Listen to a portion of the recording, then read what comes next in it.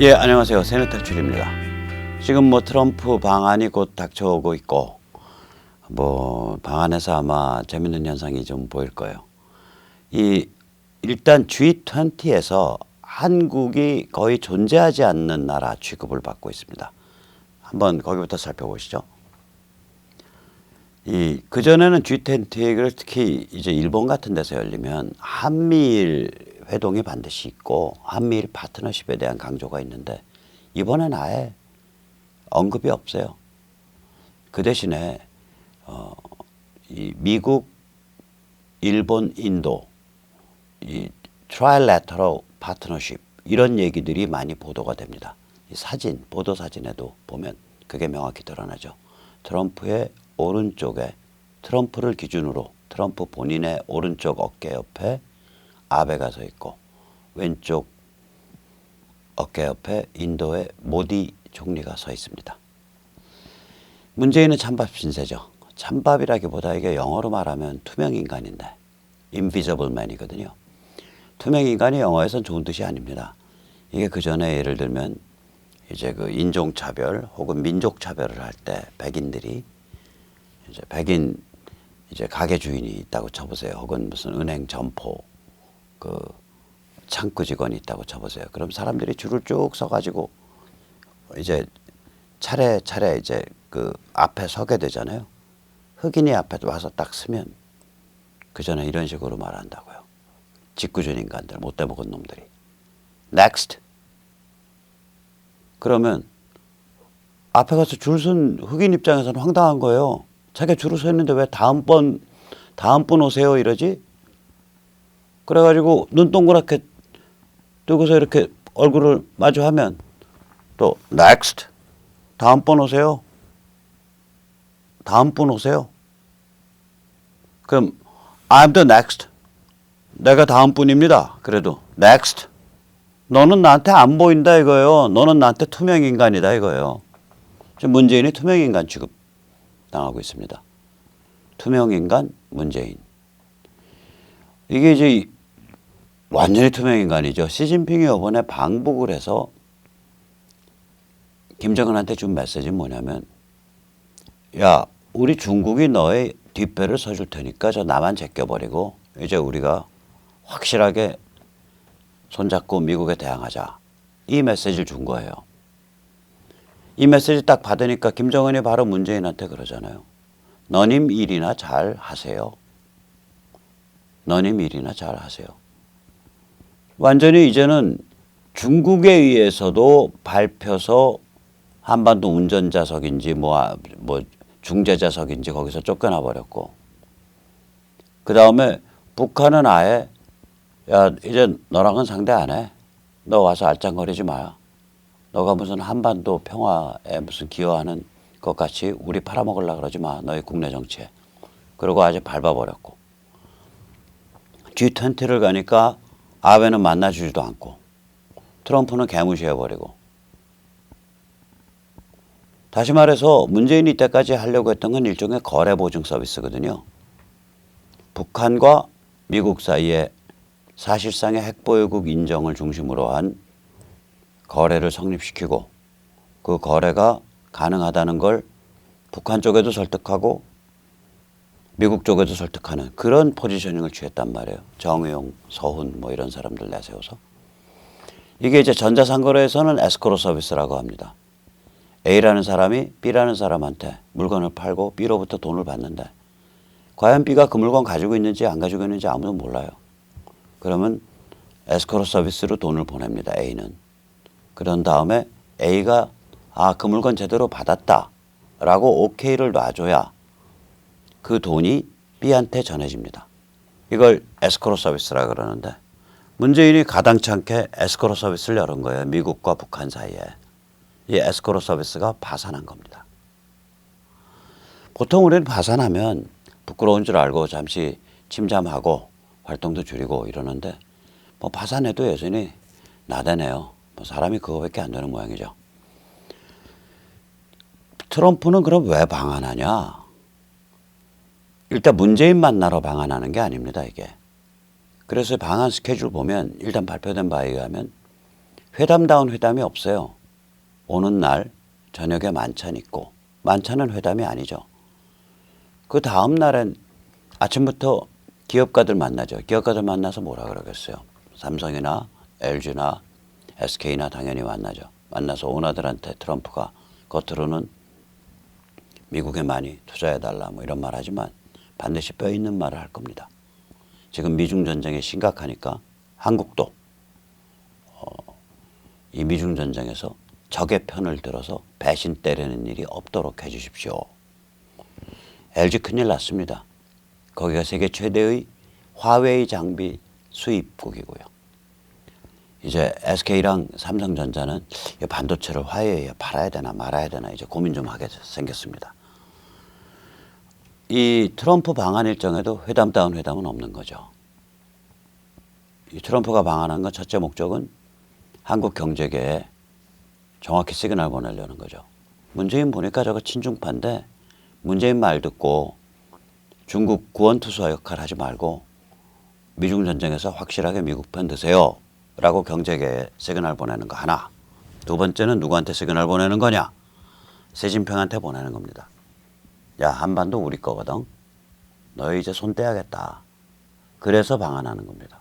그래서 휴전선까지 가는 겁니다. 자, 그리고 마지막 세 번째. 군사침공 같은 군사작전을 할 때 미군 병사들이 리스크 테이킹 해야죠. 그러니까 미군 병사들한테 귀하들은 미국의 자랑스러운 아들들이다, 딸들이다, 자녀들이다 라고 그 미군 병사들한테 대통령으로서 메시지를 확실히 주고 그걸 국민 앞에 연출하기 위해서 방한하는 겁니다. 요번에 트럼프 잘 왔다 가시기 바랍니다. 자, 그 다음에 보시죠. 사실은 지금 무지막지한 일이 벌어졌어요. 북한이 세계 은행망에서 추방됐습니다. 오토원비어법, 브링크법이 27일 현지 시간, 우리 시간으로 오늘 미 상원에 통과됐습니다. 이걸 이제 Banking Restriction Involving North Korea, 그래서 앞 글자를 타서 브링크법이라고 부릅니다.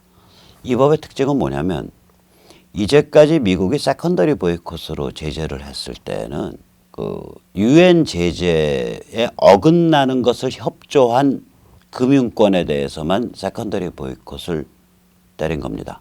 예를 들어서 한국의 W은행, 한국의 N은행, 한국의 K은행 이게 세컨더리 보이콧이 해당되냐 안 되냐 해가지고 설왕설래가 있었던 경우가 뭐냐면 이 대한민국이 문재인 정부 아래 유엔 제재에 어긋나게 북한을 지원한 거가 있냐 없냐 그때 이런 은행들이 동원된 거 아니냐 그래가지고 그때 한번 난리 난 적이 있었죠.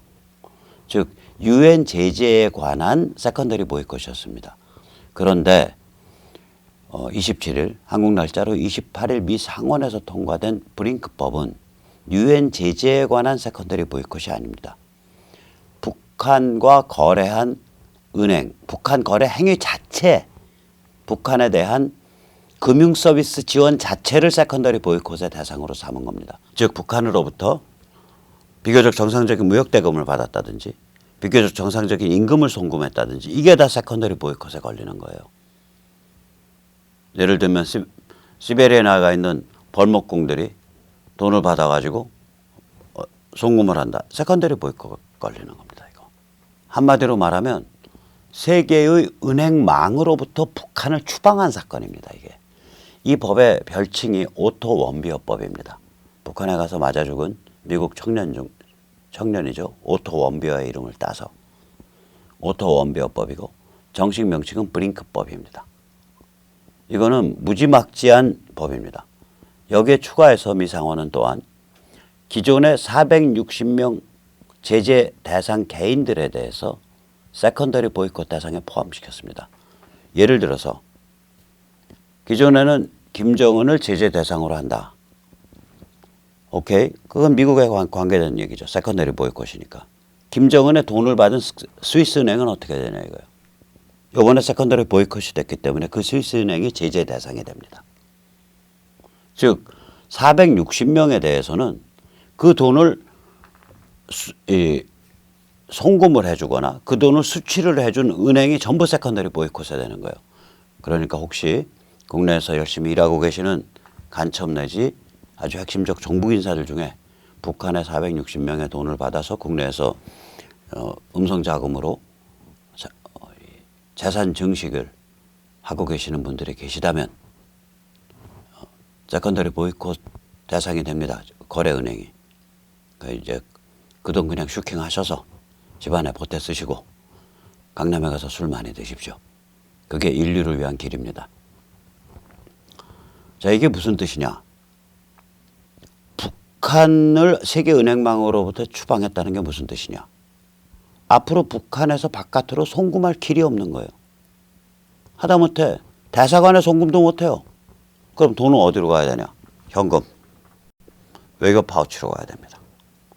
자, 김정은이가 뭐 유럽제 무슨 뭐 포도주를 좋아한다. 유럽 포도주 그 상인한테 돈 보낼 방법이 없어요. 그러면 이제 야 가서 너 포도주 좀 사와. 사러 갔어요 이제. 현금 들고 바리바리 들고 충성스러운 사람이 딱 10만 불 싸들고 갔어. 갔더니 포도주 값이 올랐네.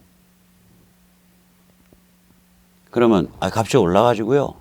제가 이거밖에 못 샀습니다. 이랬다가는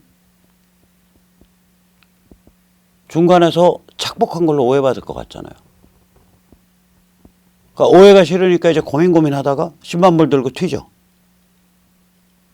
저거는요 살벌한 거예요. 현금 아니면 이제 거래가 안 돼. 제가 이거 저 법조계 상원의 국방수권법안에 포함돼 가지고 상정되는 날 제가 며칠 전에 저거 말씀드렸었죠. 저게 통과가 돼버린 거예요 이제. 그러니까 이거는 한번 개인으로 생각해 보세요. 은행 거래가 안 되는 상태라고 생각해 보세요. 은행 거래가 안 되는 상태. 더 나가서 남의 이름으로 차명 거래도 안 되는 상태라고 생각해 보세요. 차명 거래도 안 돼, 은행 거래도 안 돼. 무슨 방법이 있냐고요. 꼼짝 못 하는 거 아니에요. 이거는 최대 압박 버전 2입니다. 하노이 정상회담이 깨지고 나서 미국의 전문가들이 아마 미국이 이제 최대 압박 버전 2, 맥시멈 프레셔 버전 2.5로 들어갈 거다. 그렇게 말을 했습니다. 그로부터 지금 그게 이제 3월, 4월, 5월, 6월 120일이 지난 지금 최대 압박 버전 2가 나오는 겁니다. 정확하게 120일 되겠네요. 왜 그러냐면 5월이 31일이니까. 이게 최대 압박 버전 2고요. 이건 뭐를 의미하냐. 북한 목조르기가 급가속돼서 북한을 질식사로 몰아넣겠다는 거예요. 살벌한 조치입니다. 이거. 유엔 제재에 관련된 세컨더리 보이콧이 아니라 북한의 세계은행망 이용 자체를 세컨더리 보이콧으로 규정해버린 거예요. 이거는 뭐 G20 및 방한을 계기로 미국이 시진핑과 문재인에게 보내는 선물이라고 볼 수 있습니다. 문재인 대통령 각하께서는 이 무지막지한 선물 받으시고 귀에서 귀까지 입이 찢어지게 하루 종일 웃으시기 부탁드립니다. 자, 이 상황이 이럼에도 불구하고 조중동 정말 악랄해요. 이제는 악랄하다고밖에 말을 못하겠어요. 포탈 네이버 마찬가지죠. 이런 기사 조그맣게 난 거라도 포탈 네이버에서 메인으로 올려야 되는데 메인으로 안 올리죠. 조중동의 인터넷판 오늘 오후 2시 30분 현재 조선만 작은 꼭지로 다뤘어요. 꼭지 제목 미 상원 대북 금융제재 강화한 국방수권법 통과. 제목을 이거밖에 못 뽑나? 조선일보 편집보다 날리세요. 미 상원 북한을 세계은행망으로부터 퇴출시키다. 제목은 그거죠. 조선일보는 앞으로요. 삽을 삽이라고 표현하지 마시고 수동식 토양 운반기라고 표현하세요. 혹시 콘돔이라는 단어가 기사 중에 나왔다. 그럼 콘돔이라고 표현하지 마시고 인류 재생산 방지용 남성 성기 착용 연성 피질낭 연성 고무 피질낭 뭐 이렇게 쓰시라고. 아니 북한을 세계은행망으로부터 퇴출시켰다라는 정확한 표현이 있는데 그 표현 안 쓰고 대북 금융제재 강화한 국방수권법 통과. 지금 국방수권법에 저게 묻어서 통과되냐 안 통과되냐는 중요한 게 아니에요. 대북 금융제재가 강화된 게 중요한 건데 그 금융제재가 그냥 강화된 게 아니라 북한을 세계 은행망으로부터 퇴출시켰다는 거가 중요하죠. 그러니까 저렇게 축소 보도를 하는 거예요. 그래도 조선은 손톱만큼 이 건에 관해서는 양심이 있는 겁니다. 오후 2시 30분 현재 동아와 중앙은 인터넷판에서 아예 언급이 없습니다.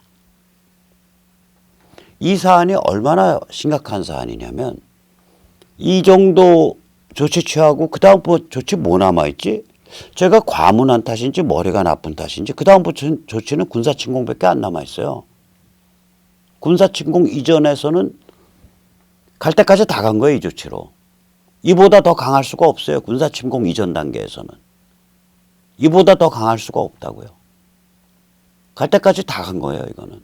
이럼에도 불구하고 오후 2시 30분 인터넷판 기준으로 동아중앙은 아예 다루지도 않고 조선은 조그만 꼭지로 하나 달아놓고 다룰 때 제목도 엉터리로 달고 기사 내용도 이걸 정확히 짚어주지도 않고 그냥 마지못해서 한 구석에서 그냥 끄적거려서 처박아 두고 이러면 조선중앙도가 포탈에 대해서 우리가 어떻게 생각해야 돼요? 아, 이 사람들은 분단 고착을 좋아하는구나. 북한 붕괴를 염호하는구나. 그리고 북한을 옹호하는 중국 전체주의를 사랑하는구나. 그렇게 판단하는 게 정상 아닌가? 틀렸다면 우리가 틀렸다는 걸 조선중앙동아포탈은 증명해 주시기 바랍니다. 네이버 이 회장 듣고 계세요? 당신은 얼마나 우리 눈에는 악랄한 짓을 해왔는지 우리 잘 기억하고 있거든. 마음속으로 네이버 망해라. 네이버 망해라.